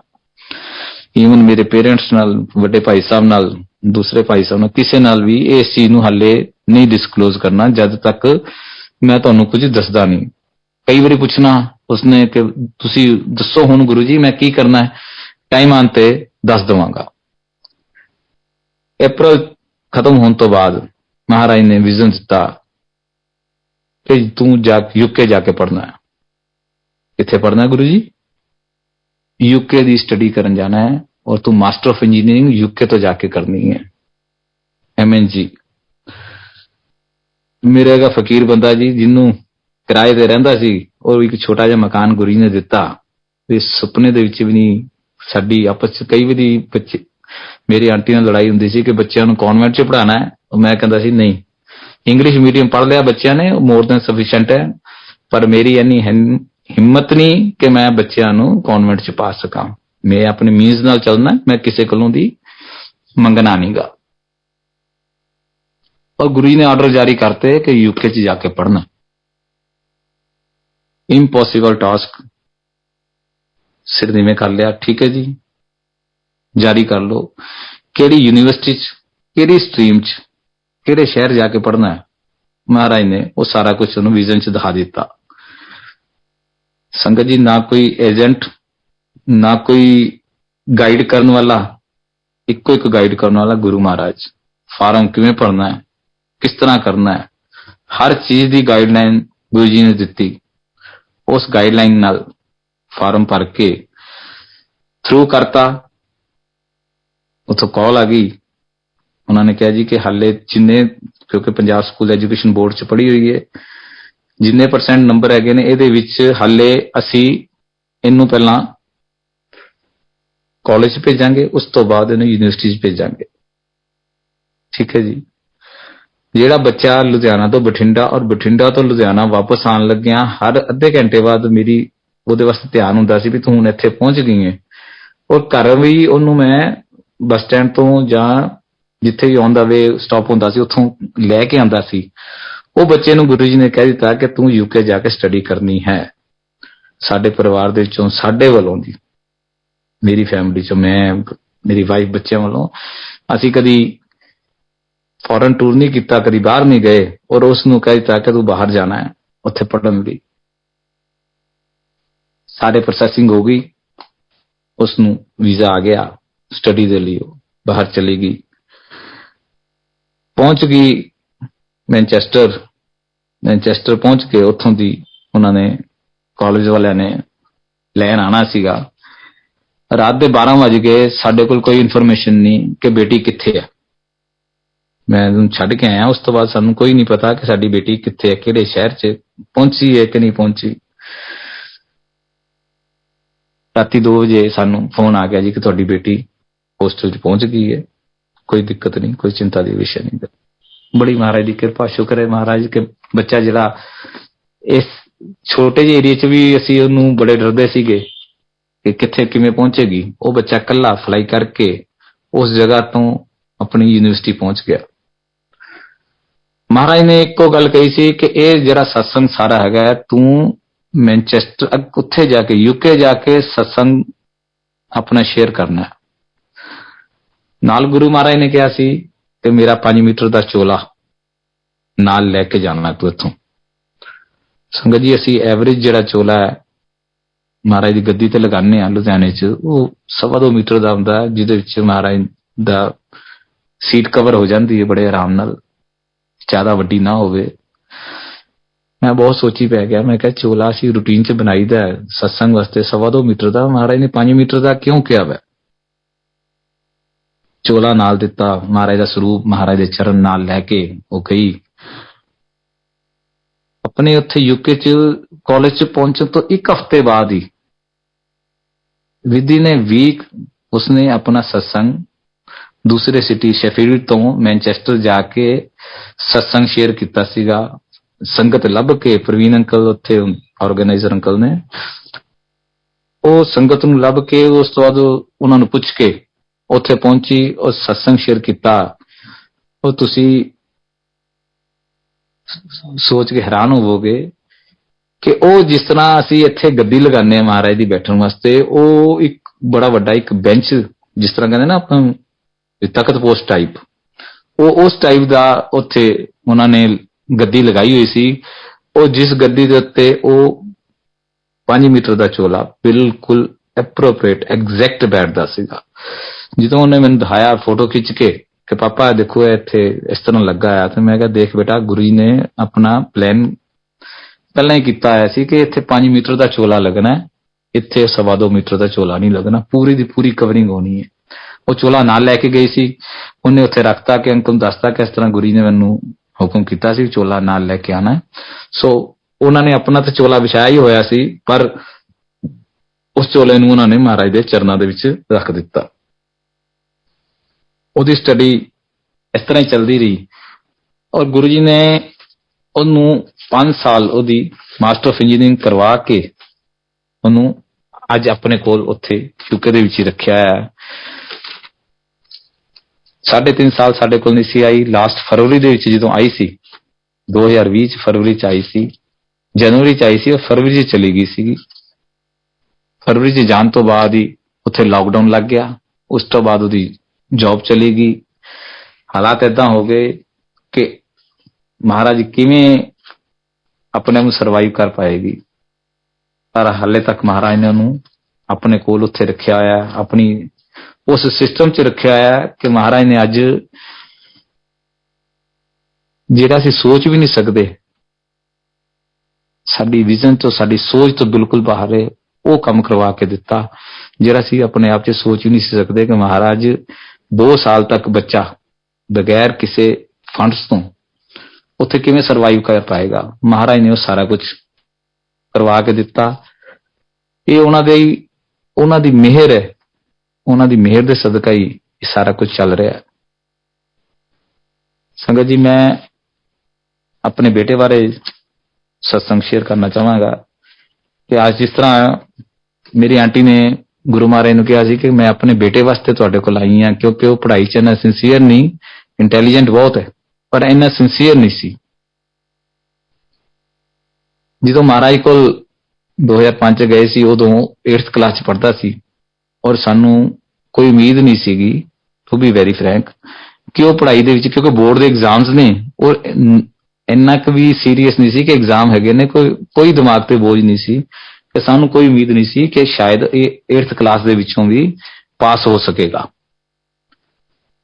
ਪਰ ਮਹਾਰਾਜ ਨੇ ਇੰਨੀਆਂ ਕੁ ਬਲੈਸਿੰਗਸ ਦਿੱਤੀਆਂ ਉਹਨੂੰ ਕਿ ਉਹ 10th ਦੇ ਵਿੱਚੋਂ ਵੀ ਕਲੀਅਰ ਕਰਵਾਇਆ, 8th 'ਚੋਂ ਕਲੀਅਰ ਕਰਾਇਆ, 10th ਦੇ ਬੋਰਡ 'ਚੋਂ ਕਲੀਅਰ ਕਰਾਇਆ। ਕਿਹੜੀ ਸਟਰੀਮ ਦੇ ਵਿੱਚ ਘੁਮਾਇਆ ਮੈਂ ਤੁਹਾਨੂੰ ਦੱਸ ਵੀ ਨਹੀਂ ਸਕਦਾ ਕਿ ਜੋ ਮਹਾਰਾਜ ਨੇ ਸਾਨੂੰ ਦੱਸਿਆ। ਤੁਸੀਂ ਸੋਚੋ ਕਿ ਜਦੋਂ ਅਸੀਂ 10th ਦੇ ਵਿੱਚੋਂ ਪਾਸ ਹੋਇਆ ਤੇ ਕਾਲਜ ਵਾਲੇ ਸਾਨੂੰ ਕਹਿਣ ਲੱਗੇ ਜੀ ਕਿ ਸਕੂਲ ਵਾਲੇ ਕਿ ਇਹਦੀ ਮਾਰਕਸ ਘੱਟ ਨੇ, ਇਹਦੀ ਕੰਪਾਰਟਮੈਂਟ 10th ਵਿੱਚ ਕੰਪਾਰਟਮੈਂਟ ਆਈ ਸੀ ਕਿ ਅਸੀਂ ਇਹਨੂੰ ਅੱਗੇ ਕੰਟੀਨਿਊ ਨਹੀਂ ਕਰ ਪਾਵਾਂਗੇ। ਮੈਂ ਜਾ ਕੇ ਰਿਕੁਐਸਟ ਕੀਤੀ ਜੀ, ਮੈਂ ਕਿਹਾ ਬੱਚਾ ਹੁਣ ਦੁਬਾਰਾ ਧਿਆਨ ਕਰੇਗਾ, ਪੜ੍ਹੇਗਾ, ਤੁਸੀਂ ਪਲੀਜ਼ ਇਹਨੂੰ ਕਰ ਲਓ। ਕਹਿਣਗੇ ਠੀਕ ਹੈ ਜੀ, ਅਸੀਂ ਇਹ ਮੈਡੀਕਲ ਕਰੇਗਾ। ਸਾਨੂੰ ਘਰੋਂ ਗੁਰੀ ਨੇ ਕਿਹਾ ਸੀ ਕਿ ਉਹਨੂੰ ਕਹਿ ਦੀ ਮੈਡਮ ਨੂੰ ਕਿ ਉਹ ਮੈਡੀਕਲ ਲਾਈਨ 'ਚ ਜਾਏਗਾ, ਮੈਡੀਕਲ ਕਰੇਗਾ। ਅਸੀਂ ਕਿਹਾ ਜੀ ਹਾਂਜੀ ਮੈਡੀਕਲ ਕਰ ਲਏਗਾ। ਕਹਿਣਗੇ ਠੀਕ ਹੈ ਜੀ, ਮੈਂ ਉਹਨੂੰ ਐਡਮਿਸ਼ਨ ਦੇ ਦਿੰਨੀ ਆ। 11th 'ਚ ਐਡਮਿਸ਼ਨ ਦੇ ਦਿੱਤੀ, 12th ਦੇ ਵਿੱਚ ਕਾਮਰਸ 'ਚ ਐਡਮਿਸ਼ਨ ਦੇ ਦਿੱਤੀ, 12th ਵੀ ਕਲੀਅਰ ਕਰਾ ਦਿੱਤੀ, ਗ੍ਰੈਜੂਏਸ਼ਨ ਵੀ ਕਰਵਾ ਦਿੱਤੀ। ਉਸ ਤੋਂ ਬਾਅਦ ਉਹਦਾ ਅੱਗੇ ਸਟੱਡੀ ਦੇ ਵਿੱਚ ਕੋਈ ਮਨ ਨਹੀਂ ਸੀ, ਪਰ ਜਿਸ ਤਰ੍ਹਾਂ ਹੀ ਬੇਟੀ ਗਈ ਬਾਹਰ 2014 ਦੇ ਵਿੱਚ, ਮਹਾਰਾਜ ਨੇ ਇਹਨੂੰ ਵਿਜ਼ਨ ਦਿੱਤਾ ਔਰ ਕਿਹਾ ਕਿ ਤੂੰ MBA ਕਰਨੀ ਹੈ, ਉਹ ਵੀ ਰੈਗੂਲਰ ਕਰਨੀ ਹੈ। ਬੇਟਾ ਬੜੀ ਸੋਚ 'ਚ ਪੈ ਗਿਆ, MBA ਕਰਨੀ, ਉਹ ਵੀ ਰੈਗੂਲਰ ਕਰਨੀ ਹੈ। ਗੁਰੂ ਜੀ ਨੇ ਇਹੋ ਜਿਹੀ ਕਿਰਪਾ ਕੀਤੀ ਕਿ ਉਹ MBA ਦੇ ਲਈ ਇੱਕ ਦਿਨ ਘਰ ਬੈਠੇ ਸੀ, ਖਾਣਾ ਖਾ ਰਹੇ ਸੀ ਤੇ ਨਿਊਜ਼ਪੇਪਰ ਪੜ੍ਹ ਰਹੇ ਸੀ ਤੇ MBA ਦੇ ਲਈ ਰਿਕੁਐਸਟ ਆਈ ਸੀ ਕਿ MBA ਦੀ ਐਡਮਿਸ਼ਨ ਵਾਸਤੇ ਚੇਨਈ ਹਿੰਦੁਸਤਾਨ ਯੂਨੀਵਰਸਿਟੀ ਨੇ, ਮਿਨਿਸਟਰੀ ਆਫ ਡਿਫੈਂਸ ਨੇ ਫਸਟ ਟਾਈਮ ਇੱਕ ਕੋਰਸ ਸ਼ੁਰੂ ਕੀਤਾ ਡਿਫੈਂਸ ਟੈਕਨੋਲੋਜੀ ਵਿੱਚ MBA। ਉਸ ਦੇ ਲਈ ਉਹਨਾਂ ਨੇ ਕ੍ਰਾਈਟੇਰੀਆ ਔਰ ਐਪਲੀਕੇਸ਼ਨ ਮੰਗੀਆਂ ਨੇ।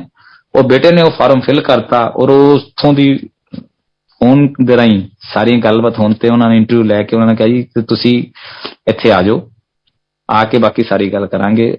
ਗੁਰੂ ਜੀ ਨੇ ਬੇਟੇ ਨੂੰ ਉੱਥੇ 2 ਸਾਲ ਦੇ ਲਈ ਰੈਗੂਲਰ MBA ਕਰਾਈ ਔਰ ਨਾਰਥ ਇੰਡੀਆ ਵਿੱਚੋਂ ਮੇਰਾ ਬੇਟਾ ਪਹਿਲਾ ਸਟੂਡੈਂਟ ਹੈਗਾ ਜਿਹਨੇ ਉਸ ਕੋਰਸ ਨੂੰ, ਉਸ MBA ਨੂੰ, ਡਿਗਰੀ ਨੂੰ ਪੂਰਾ ਕੀਤਾ ਔਰ ਵਿਦ ਡਿਸਟਿੰਕਸ਼ਨਸ, ਬਹੁਤ ਅੱਛੇ ਮਾਰਕਸ ਦੇ ਨਾਲ। ਜਿਹੜਾ ਅਸੀਂ ਸੋਚਦੇ ਸੀ ਵੀ BBA ਤਾਂ ਬੜੀ ਮੁਸ਼ਕਲ ਹੋਈ ਹੈ, MBA ਕਿੱਥੋਂ ਕਲੀਅਰ ਪਾਏਗਾ। ਗੁਰੂ ਜੀ ਨੇ ਇੰਨੇ ਕੁ ਜ਼ਿਆਦਾ ਉਹਨੂੰ ਬਲੈਸਿੰਗਸ ਦਿੱਤੀਆਂ ਕਿ ਉਹ ਬੇਟਾ ਮਿਨਿਸਟਰੀ ਆਫ ਡਿਫੈਂਸ ਨੇ ਜਿਹੜੀ ਸ਼ੁਰੂਆਤ ਕੀਤੀ ਸੀਗੀ ਸਿਵਲ ਦੇ ਵਿੱਚ, ਇਹ ਕੋਰਸ ਪਹਿਲਾ ਹੀ ਵਾਰ ਸ਼ੁਰੂ ਹੋਇਆ ਸੀ ਉਸ ਯੂਨੀਵਰਸਿਟੀ 'ਚ, ਜਿਸ 'ਚ ਉਸਨੇ MBA ਕਲੀਅਰ ਕੀਤੀ। ਉਸ ਪੀਰੀਅਡ ਦੇ ਵਿੱਚ ਮਹਾਰਾਜ ਨੇ ਉਹਦੇ ਨਾਲ ਬਹੁਤ ਬੜੀ ਕਿਰਪਾ ਕਰੀ ਰੱਖੀ, ਬੜਾ ਉਹਨੂੰ ਸੰਭਾਲ ਕੇ ਰੱਖਿਆ।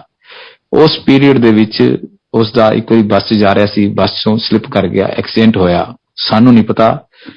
ਇੱਕ ਦਿਨ ICU 'ਚ ਪਿਆ ਰਿਹਾ, ਹਾਲਤ ਬੜੀ ਨਾਜ਼ੁਕ ਸੀ, ਪਰ ਦੂਸਰੇ ਦਿਨ ਹੀ ਮਹਾਰਾਜ ਨੇ ਉਹਨੂੰ ਉੱਥੋਂ ਦੀ ਬਾਹਰ ਕੱਢ ਕੇ ਘਰ ਵੀ ਭੇਜਤਾ।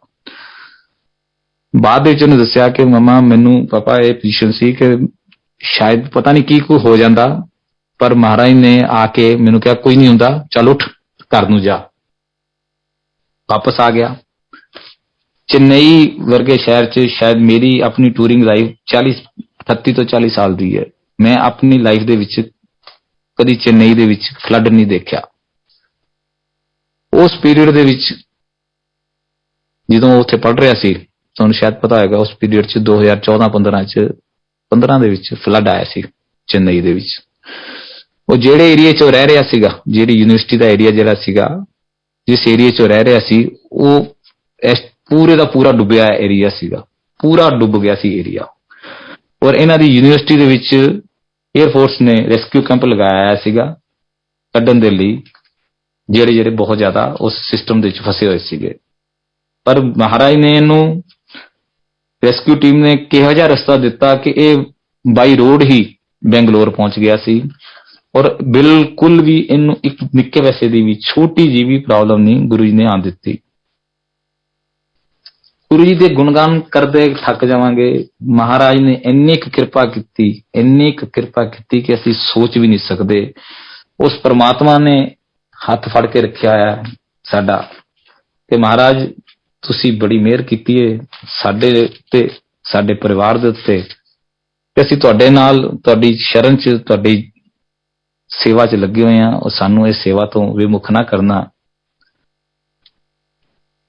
ਉਸ ਤੋਂ ਬਾਅਦ सत्संग लुधियाने च शुरू हो गए। सत्संगां दी लड़ी चालू हो गई, नॉन स्टॉप सत्संग होने शुरू हो गए। महाराज ने कोई ना कोई करिश्मा हर वारी करदे रहना। एक सानू तरीक दित्ती गई कि 2 दिसंबर नूं तुसीं सत्संग करया करना। आग्या मन के सत्संग शुरू कर दिता और चाक साडे लुधियाने च साडे मान अंकल ने वो गुरु चरनां दे विच ਉਹ ਚਾਹ ਬਣਾਉਂਦੇ ਸੀਗੇ। ਚਾਹ ਦੀ ਸੇਵਾ ਸੀ ਉਹਨਾਂ ਨੂੰ ਦਿੱਤੀ ਸੀ ਵੀ ਅੰਕਲ ਚਾਹ ਪ੍ਰਸ਼ਾਦ ਗੁਰੂ ਜੀ ਦਾ ਤੁਸੀਂ ਬਣਾਉਣਾ। ਕਹਿੰਦੇ ਨਹੀਂ ਅੱਜ ਮਾਨ ਚਾਹ ਨਹੀਂ ਬਣਾਏਗਾ, ਅੱਜ ਵਿਸ਼ੂ ਚਾਹ ਬਣਾਏਗਾ। ਔਰ ਵਿਸ਼ੂ ਜੀ ਨੂੰ ਆਫਿਸ ਗਏ ਹੋਏ ਸੀ ਮਹਾਰਾਜ ਦੇ ਕਹਿਣ ਦੇ ਉੱਤੇ ਕਿ ਇਸ ਤਰ੍ਹਾਂ ਇਸ ਤਰੀਕੇ ਦੇ ਨਾਲ ਇਹੋ ਜੀ ਚਾਹ ਬਣਾਣੀ ਹੈ। ਇਹ ਉਹਨਾਂ ਦੀ ਵਿਜ਼ਨਸ ਔਰ ਉਹਨਾਂ ਦੀ ਜਿਹੜੀ ਆਪਾਂ ਸੁਣ ਲੈਂਦੇ ਹਾਂ ਨਾ ਕਿ ਮਹਾਰਾਜ ਜੀ ਸ਼ਾਇਦ ਆਪਾਂ ਨੂੰ ਲੱਗਦਾ ਹੈ ਕਿ ਆਪਾਂ ਸਾਡੇ ਦਿਮਾਗੀ ਵਹਿਮ ਹੈਗਾ। ਨਹੀਂ, ਸਾਡਾ ਦਿਮਾਗ ਦਾ ਕੋਈ ਵਹਿਮ ਨਹੀਂ। ਉਸ ਟਾਈਮ ਸਾਡੇ ਵੀ ਧਿਆਨ 'ਚ ਨਹੀਂ ਰਿਹਾ ਕਿ ਘਰ ਇਲਾਇਚੀ ਹੈ ਨਹੀਂ। ਉਹ ਮਹਾਰਾਜ ਜਦੋਂ ਆਫਿਸ ਚੱਲਿਆ ਤੇ ਮਹਾਰਾਜ ਨੇ ਕਿਹਾ ਇਲਾਇਚੀ ਲੈ ਕੇ ਜਾਈ। ਉਹ ਜਿਹੜੀ ਦੁਕਾਨ ਤੇ ਚੜਿਆ ਕਹਿਣ ਲੱਗੇ ਉਹਨੂੰ ਸੀ ਵੀ ਇਹ ਬੜੀ ਵੱਡੀ ਦੁਕਾਨ ਹੈ, ਇੱਕ ਅੱਛਾ ਆਊਟਲੈਟ ਹੈ, ਇੱਥੋਂ ਜ਼ਰੂਰ ਇਲਾਇਚੀ ਮਿਲ ਜਾਏਗੀ। ਕਹਿੰਦੇ ਇੱਥੋਂ ਨਹੀਂ ਮਿਲਣੀ। ਉਹ ਕਹਿੰਦਾ ਐਵੇਂ ਕਹੀ ਜਾਂਦੇ ਗੁਰੂ ਜੀ ਇੱਥੋਂ ਨਹੀਂ ਮਿਲਣੀ, ਬਹੁਤ ਵੱਡੀ ਦੁਕਾਨ ਹੈ ਜਿੱਥੇ ਸੋਚ ਵੀ ਨਹੀਂ ਸਕਦੇ ਕਿ ਉਹ ਇਲਾਇਚੀ ਨਹੀਂ ਮਿਲੇਗੀ। ਲੈ ਕੇ ਵੀ ਜਾਣੀ ਹੈ ਕਿਉਂਕਿ ਘਰ ਇਲਾਇਚੀ ਹੈ ਨਹੀਂ। ਉਹਨੂੰ ਨਹੀਂ ਪਤਾ ਬੇਟੇ ਨੂੰ ਕਿ ਘਰ ਇਲਾਇਚੀ ਹੈ ਨਹੀਂ। 2 ਦੁਕਾਨਾਂ ਤੇ ਚੜਿਆ, ਕਹਿੰਦੇ ਇੱਥੋਂ ਨਹੀਂ ਮਿਲਣੀ। ਜਿਹੜੀ ਦੁਕਾਨ ਦੇ ਉੱਤੇ ਲੱਗਦਾ ਸੀਗਾ ਕਿ ਇੱਥੇ ਇਲਾਇਚੀ ਨਹੀਂ ਮਿਲੇਗੀ, ਕਹਿੰਦੇ ਇੱਥੇ ਪੁੱਛੇ ਤਾਂ ਤੈਨੂੰ ਇਲਾਇਚੀ ਮਿਲੇਗੀ। ਇਲਾਇਚੀ ਲੈ ਕੇ ਆਇਆ। ਅਸੀਂ ਵੇਟ ਕਰ ਰਹੇ ਸੀਗੇ ਕਿ ਚਾਹ ਗੁਰੂ ਜੀ ਨੇ ਕਿਹਾ ਤੂੰ ਬਣਾਣੀ ਹੈ। ਔਰ ਜਦੋਂ ਆ ਕੇ ਕਿਹਾ ਜੀ ਮੈਂ ਕਿਹਾ ਬੇਟਾ ਚਾਹ ਬਣਾਓ, ਕਹਿੰਦਾ ਇਲਾਇਚੀ ਦਿਓ। ਘਰ ਸਾਰਾ ਚੈੱਕ ਕਰ ਲਿਆ, ਇਲਾਇਚੀ ਕਿਤੇ ਨਜ਼ਰ ਨਾ ਆਵੇ। ਕਹਿਣ ਲੱਗਾ ਗੁਰੂ ਜੀ ਨੇ ਮੈਨੂੰ ਪਹਿਲਾਂ ਹੀ ਕਹਿ ਦਿੱਤਾ ਸੀਗਾ ਕਿ ਇਲਾਇਚੀ ਲੈ ਕੇ ਜਾਈ, ਘਰ ਇਲਾਇਚੀ ਹੈ ਨਹੀਂ। ਇਹ ਉਹਨਾਂ ਦੀ ਮਿਹਰ, ਉਹਨਾਂ ਦੀ ਸੋਚ ਤੋਂ ਜੋ ਉਹਨਾਂ ਦੀ ਸੋਚ ਹੈ ਸਾਡੇ ਅਸੀਂ ਬਹੁਤ ਪਿੱਛੇ ਹਾਂ, ਬਹੁਤ ਦੂਰ ਹਾਂ। ਮਹਾਰਾਜ ਨੇ ਉਸ ਤੋਂ ਬਾਅਦ 2017 ਦੇ ਵਿੱਚ ਮੇਰਾ ਸਟ੍ਰੈਂਗਲ ਹਰਨੀਆ ਦੀ ਪ੍ਰੋਬਲਮ ਆ ਗਈ। 22 ਮਈ ਨੂੰ ਅਸੀਂ ਇੱਕ ਸਤਸੰਗ ਅਟੈਂਡ ਕਰਕੇ ਆਏ। 23 ਮਈ ਨੂੰ ਮੇਰੀ ਪੋਜੀਸ਼ਨ ਹੈ ਹੋ ਗਈ ਕਿ ਮੇਰੇ ਪੇਟ ਬਲੋਟਿੰਗ ਕਰਨਾ ਸ਼ੁਰੂ ਕਰਤਾ, ਬਹੁਤ ਜ਼ਿਆਦਾ ਮੋਟਾ ਹੋ ਗਿਆ ਔਰ ਮੈਂ ਇਸ ਪੋਜੀਸ਼ਨ 'ਚ ਆ ਗਿਆ ਕਿ ਮੈਂ ਕਿਹਾ ਏਦਾਂ ਦੀ ਕੀ ਪ੍ਰੋਬਲਮ ਆ ਗਈ ਸੀ। ਮੈਂ ਡਾਕਟਰ ਨੂੰ, ਮੇਰੇ ਫਰੈਂਡ ਨੇ ਸੰਗਤ ਦੇ ਵਿਸ਼ਾਲ ਜੀ, ਉਹਨਾਂ ਦੇ ਨਾਲ ਡਾਕਟਰ ਨੂੰ ਦਿਖਾਉਣ ਗਿਆ। ਉਹਨਾਂ ਨੇ ਦੇਖ ਕੇ ਕਈ ਤਾਂ ਡਾਕਟਰ ਵਗੈਰਾ ਨੇ ਕਿ ਕਹਿੰਦੇ ਰਮੇਸ਼ ਜੀ ਪੋਜੀਸ਼ਨ ਬਹੁਤ ਤੁਹਾਡੀ ਕ੍ਰਿਟੀਕਲ ਹੈ, ਇਹ ਤੁਹਾਨੂੰ ਹਰਨੀਆ ਦੀ ਪ੍ਰੋਬਲਮ ਆਈ ਹੈ ਔਰ ਕੁਝ ਵੀ ਹੋ ਸਕਦਾ, ਇਮੀਡੀਏਟ ਆਪਰੇਟ ਕਰਾਉਣਾ ਪਏਗਾ। ਅਸੀਂ ਫਟਾਫਟ ਉੱਥੋਂ ਦੀ ਡਾਕਟਰ ਸਰੀਸ਼ ਦੇ ਨਰਸਿੰਗ ਹੋਮ 'ਚ ਪਹੁੰਚੇ। ਉਹਨਾਂ ਨੇ ਕਹੀ ਪਹਿਲਾਂ ਐਕਸਰੇ ਕਰਾ ਕੇ ਲਿਆਓ, ਖੜੇ ਖੜੇ ਹੁਣੇ ਹੀ। ਅਸੀਂ ਐਕਸਰੇ ਕਰਾ ਕੇ ਲਿਆਏ ਹਾਂ। ਉਹ ਕਹਿੰਦੇ ਜੀ ਹੁਣੇ ਹੀ ਆਪਰੇਟ ਕਰਨਾ ਪਏਗਾ। ਮੈਂ ਇਕੱਲਾ, ਮੇਰੀ ਆਂਟੀ ਘਰ ਹੈ, ਮੈਨੂੰ ਨਹੀਂ ਕੁਝ ਪਤਾ। ਉਹ ਕਹਿਣ ਲੱਗਾ ਜੀ ਹੁਣੇ ਆਪਰੇਟ ਕਰਨਾ ਪਏਗਾ, ਜੇ ਇਹ ਫਟ ਗਿਆ ਤਾਂ ਬਹੁਤ ਜ਼ਿਆਦਾ ਸਿਚੁਏਸ਼ਨ ਤੁਹਾਡੀ ਕ੍ਰਿਟੀਕਲ ਹੋ ਜਾਏਗੀ ਕਿਉਂਕਿ ਇਸ ਟਾਈਮ 2 ਦਿਨ ਹੋ ਚੱਲੇ ਨੇ ਔਰ ਇਸ ਟਾਈਮ ਇਹ ਸਟ੍ਰੈਂਗਲ ਹਰਨੀ ਹੈ, ਇਹ ਫਸ ਚੁੱਕਾ ਵਾ, ਕੁਝ ਵੀ ਹੋ ਸਕਦਾ। ਡਿਸੀਜ਼ਨ ਲੈਣਾ, ਇਮੀਡੀਏਟ ਡਿਸੀਜ਼ਨ ਲੈਣਾ ਸੋਚੀ ਪੈ ਗਏ। ਮੈਂ ਕਿਹਾ ਵਿਸ਼ਾਲ ਅੰਕਲ ਨੂੰ, ਮੈਂ ਕਿਹਾ ਜੀ ਆਂਟੀ ਤੋਂ ਘਰੋਂ ਬੁਲਾ ਲਓ ਤੇ ਆਪਾਂ ਉਨੀ ਦੇਰ ਇਹਨੂੰ ਪ੍ਰੋਸੀਡ ਕਰ ਦਿੰਦੇ ਹਾਂ। ਉਹਨਾਂ ਨੇ ਕਿਹਾ ਠੀਕ ਹੈ ਜੀ। ਸੰਗਤ ਜੀ 1 ਘੰਟੇ ਦੇ ਵਿੱਚ ਉਹਨਾਂ ਨੇ ਮੇਰਾ ਆਪਰੇਸ਼ਨ ਕਰਤਾ। ਉਹ ਜਦੋਂ ਆਪਰੇਸ਼ਨ ਹੋ ਰਿਹਾ ਸੀ ਤਾਂ ਮਹਾਰਾਜ ਫੇਰ ਆ ਗਏ। ਮਹਾਰਾਜ ਵਿਜ਼ਨ 'ਚ ਆਏ, ਮੈਂ ਸਾਹਮਣੇ ਅੱਖਾਂ ਖੋਲ ਕੇ ਬੈਠਾ ਵਾਂ। ਗੁਰੂ ਮਹਾਰਾਜ ਐਂਬੈਸਡਰ ਗੱਡੀ 'ਚ ਆਏ, ਫਟਾਫਟ ਆ ਕੇ ਕਿੱਥੇ ਆ करते हुए सीधा ही मेरे को आया, कहते की हुआ, कोई नहीं होया, चल उठ तू, बिल्कुल ठीक है। हरनिया के ऑपरेशन के विचकार जिन्नी बैड रेस्ट होंगी है, स्टेयर्स नहीं चढ़निया, किते नहीं जाना, कोई भारा काम नहीं करना, वो मेरा काम ही बड़ा हैवी वर्क सीगा। एक हफ्ते बाद मैं महाराज दी सेवा च फिर हाजिर हो गया सी, उस सत्संग दी जो मेरी ड्यूटी दिती हुई गुरु महाराज ने लुधियाने च। एक हफ्ते दे विच ही मैं वापस अपनी उस ड्यूटी ते पहुंच गया सी, और ये हैरान सी सारे ने कि किदां पॉसिबल हो सकता है। ऑपरेशन तो बाद 30 तरीक ਨੂੰ 30 मई ਨੂੰ एक सत्संग सीगा, मैं अपने स्टिचेस कटवा के उस सत्संग ते सीधा मत्था टेकन जाना सी। और महाराज इन्ने दीन दयालु ने कि ਜਦੋਂ मैं उस सत्संग ਦੇ ਅੰਦਰ एंटर ਕੀਤਾ ਤੇ ਅੰਦਰ ਪੈਰ ਰੱਖਦਿਆਂ ਹੀ ਜਿਹੜਾ ਸ਼ਬਦ ਚੱਲਿਆ ਕਿ ਜਿਸ ਦਾ ਸਾਹਿਬ ਡਾਢਾ ਹੋਏ ਤਿਸ ਨੂੰ ਮਾਰ ਨਾ ਸਕੇ ਕੋਈ। ਇਹ ਗੁਰੂ ਜੀ ਨੇ ਆਪਣੇ ਭਗਤ ਦੀ ਪੈਜ ਆਪ ਰੱਖਦੇ ਨੇ, ਆਪ ਲਾਜ ਰੱਖਦੇ ਨੇ। ਅਸੀਂ ਕੌਣ ਆ? ਉਹਨਾਂ ਦੇ ਨਾਲ ਜੁੜ ਕੇ ਬਹੁਤ ਕੁਝ ਸਿੱਖਿਆ, ਬੜਾ ਕੁਝ ਉਹਨਾਂ ਨੇ ਸਾਨੂੰ ਦਿੱਤਾ ਹੈ। ਅਸੀਂ ਉਹਨਾਂ ਦਾ ਸ਼ੁਕਰੀਆ ਕਰਨ ਦੀ ਵੀ ਉਸ ਪੋਜੀਸ਼ਨ 'ਚ ਵੀ ਹੈ ਨਹੀਂ ਕਿ ਅਸੀਂ ਮਹਾਰਾਜ ਦਾ ਥੈਂਕਸ ਕਰ ਸਕੀਏ। ਮਹਾਰਾਜ ਦੇ ਅੱਗੇ ਹਰ ਵਾਰੀ ਇਹੀ ਅਰਦਾਸ ਕਰਦੇ ਹਾਂ ਕਿ ਗੁਰੂ ਜੀ ਆਪਣੇ ਚਰਨਾਂ ਨਾਲ ਜੋੜੀ ਰੱਖਿਓ।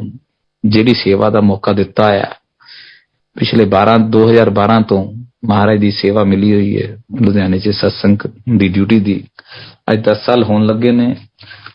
ਔਰ ਮਹਾਰਾਜ ਇਹ ਸੇਵਾ ਸਾਡੇ ਕੋਲੋਂ ਦੀ ਨਾ ਖੋਈਓ, ਆਪਣੇ ਚਰਨਾਂ ਨਾਲ ਜੋੜੀ ਰੱਖਿਓ। ਸੰਗਤ ਜੀ, ਗੁਰੂ ਜੀ ਨਾਲ ਜੁੜੀਏ, ਉਸ ਰੱਬ ਨਾਲ ਜੁੜੀਏ, ਉਸ ਪਰਮਾਤਮਾ ਨਾਲ ਜੁੜੀਏ। ਕੋਈ ਵੀ ਤਰ੍ਹਾਂ, ਕਿਸੇ ਵੀ ਤਰ੍ਹਾਂ ਦੀ ਮੇਰੇ ਵੱਲੋਂ ਕੋਈ ਕਮੀ ਪੇਸ਼ੀ ਸ਼ਬਦਾਂ 'ਚ ਰਹਿ ਗਈ ਹੋਵੇ, ਮੈਂ ਉਹਦੇ ਲਈ ਮਾਫੀ ਚਾਹਾਂਗਾ। ਆਪਣੇ ਸਤਸੰਗ ਨੂੰ ਇੱਥੇ ਵਿਰਾਮ ਦਿੰਦਾ। ਜੈ ਗੁਰੂ ਜੀ, ਜੈ ਗੁਰੂ ਜੀ, ਜੈ ਗੁਰੂ ਜੀ।